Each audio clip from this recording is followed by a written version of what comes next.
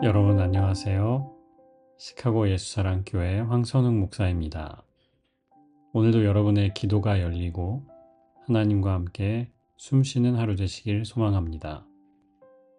11월 7일 금요일 말씀으로 여는 아침입니다. 오늘 우리에게 주시는 하나님의 말씀은 디모데후서 4장 2절과 3절 그리고 5절을 함께 보겠습니다. 그대는 말씀을 선포하십시오. 기회가 좋든지 나쁘든지 꾸준하게 힘쓰십시오. 끝까지 참고 가르치면서 책망하고 경계하고 권면하십시오. 때가 이르면 사람들이 건전한 교훈을 받으려 하지 않고 귀를 즐겁게 하는 말을 들으려고 자기네 욕심에 맞추어 스승을 모아들일 것입니다.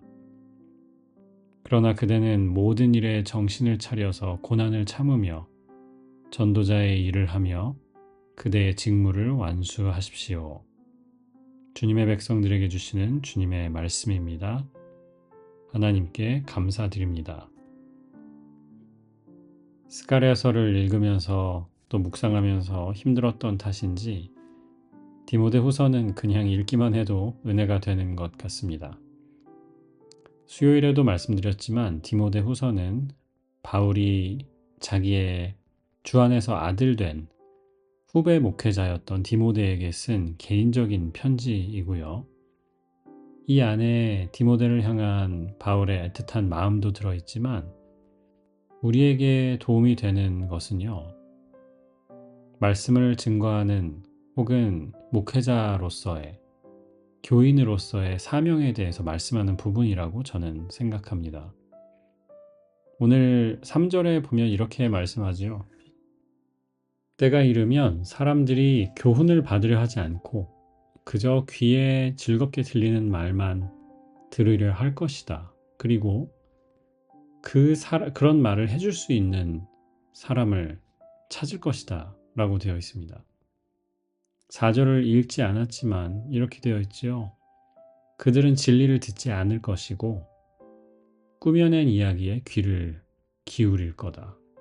영어로는 이렇게 번역을 했어요. They will turn their ears away from the truth and turn aside to myth.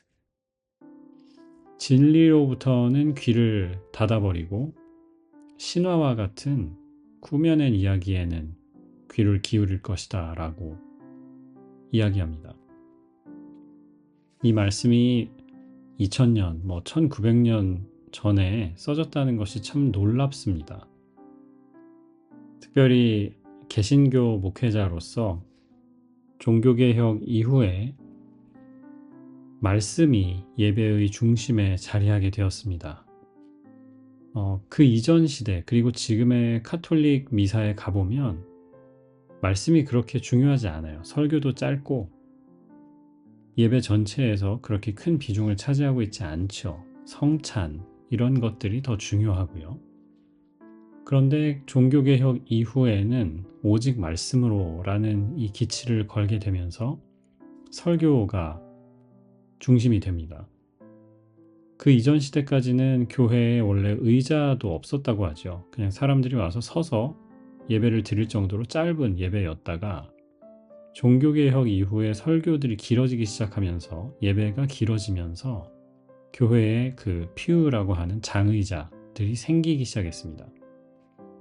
그만큼 설교가 중요한 부분이 되었죠. 그러면서 설교자로서 느끼는 부담이 있어요. 사람들의 기대도 있고요. 사람들이 관심을 가질 만한, 듣고 싶어 할 만한 주제에 대해서 이야기하는 것이 중요하다고 생각하고요. 사람들이 들을 수 있는 방식으로 좀 재미도 있고 감동도 있고 이렇게 이야기하는 것이 중요하다는 생각이 들어요. 제가 그것을 노력합니다. 많이 신경을 씁니다.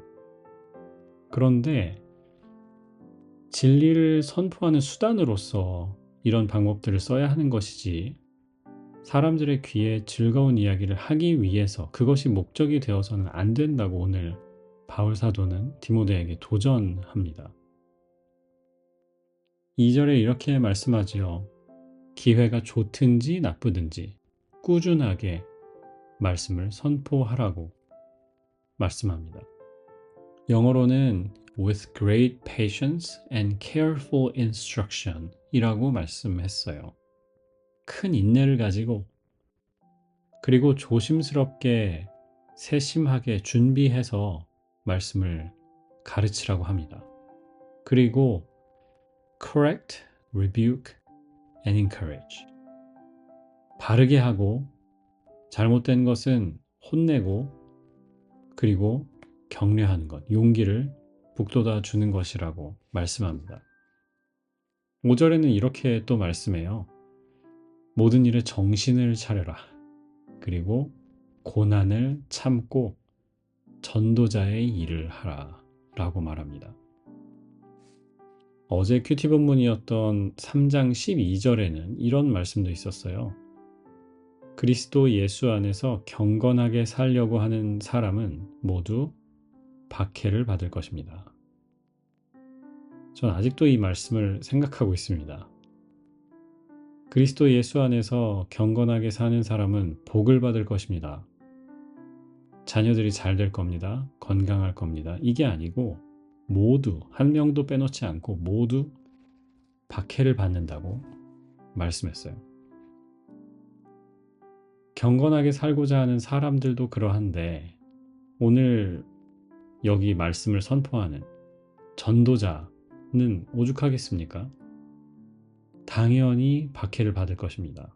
당연히 고난이 있을 것이고 어려움이 있을 겁니다. 바울 사도는 디모데에게 이렇게 너 자신을 준비해서 그 고난들을 잘 헤쳐나갔으면 좋겠다 이렇게 말씀하지 않습니다. 고난이 있을 것인데 그러나 정신을 차려서 그 고난을 잘 참아내고 전도자의 일을 하고 하나님이 맡겨주신 그 일들을 다 하라는 거죠. 어렸을 때 제가 살던 집에 불이 난 적이 있습니다. 제가 한 4학년 때였던 것 같아요. 교회 건물이 있었고 교회 저희 사택이 4층에 있었는데요. 교회는 예배당이 지하에 있었는데 그 예배당에 어떤 교회들은 이제 진짜 촛불을 킨 거죠. 그런데 그 촛불을 새벽기도 끝나고 껐어야 되는데 그거를 안 끄고 촛불이 넘어져서 강단에 있던 카펫에 불이 붙어서 불이 났었어요. 밤중에 자다가 저희 어머니가 저희를 깨워서 일어나서 빨리 가야 된다고 그래서 옷을 입고 나왔고요. 저희 아버지가 그 소화기를 달랑 하나를 들고 지하 예배실로 들어가려는 것을 제가 붙잡았던 기억이 나요. 가면 안 된다고 막 검은 연기가 막 올라오고 있었고요. 그런데 그날 제가 이제 굉장히 무서운 경험이었죠. 그런데 건물을 빠져나오면서 본 것이 이제 소방차가 왔는데 소방관들이 그 밑으로 들어가는 거예요. 검은 연기가 막 그 문 밑으로 정말 나오고 있는데 그 안에 이제 불이 액티브하게 타고 있는 거죠. 근데 그 상황에 소방관들이 그냥 그 안으로 들어가더라고요. 저는 그 장면이 너무 충격이었어요. 소방관들이 불을 끄러 들어가면서 뜨겁다고 불평을 할까요? 연기가 많이 나고 있고 불길이 치솟는다고 불평을 할까요? 아닐 겁니다. 화재 현장의 그 뜨거운 열기나 연기나 그분들의 작업의 일부인 거죠. 설교자로서 제 사명에도 똑같이 적용해 보려고 하고 있습니다. 설교 잘했다고 칭찬받고 싶은 마음이 있어요. 제가 열심히 준비해서 그 이야기를 우리 성도들이 잘 들을 때 느끼는 그 기쁨이 있습니다. 그런데 그것만 보고 설교자가 되려 한다면 잘못된 거죠. 왜곡된 생각일 겁니다. 바울 사도는 분명하게 말씀해요. 고난을 참으라. 그리고 듣기 싫어하는, 자기들이 원하는 것만 듣고 싶어 하는 그 사람들에게 진리를 선포해야 한다라고 말씀합니다. 이것이 제게 맡겨주신 사명입니다. 사람들이 싫어할 겁니다.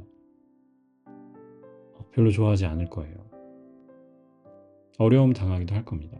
그런데 그게 제게 주신 일입니다. 디모데 전서 후서를 읽으면서 너무 목회자, 설교자로만 생각하지 않았으면 좋겠습니다. 여러분의 삶의 자리에 주신 그 일, 학업일 수도 있고, 직장일 수도 있고, 가정을 돌보는 것일 수도 있습니다. 연구, 사업, 이것들을 주신 하나님은 고난도 그 안에 같이 들어 있다는 것을 알면서 우리에게 주셨어요. 패키지 딜이에요. 내가 좋아하는 부분만 체리픽 할 수 없고요. 그 전체를 우리에게 주신 겁니다.